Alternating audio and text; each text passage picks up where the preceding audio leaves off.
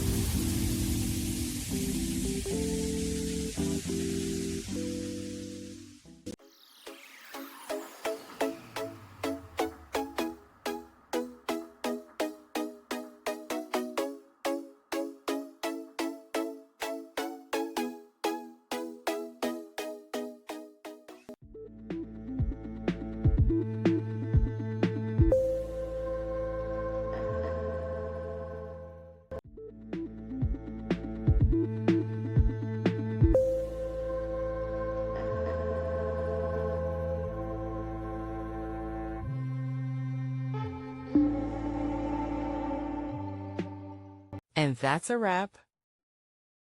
I hope you found the answer you were looking for. If you did, take a second to hit that subscribe button. It really helps out. And let me know in the comments which solution worked best for you. See you next time in the Debug Zone.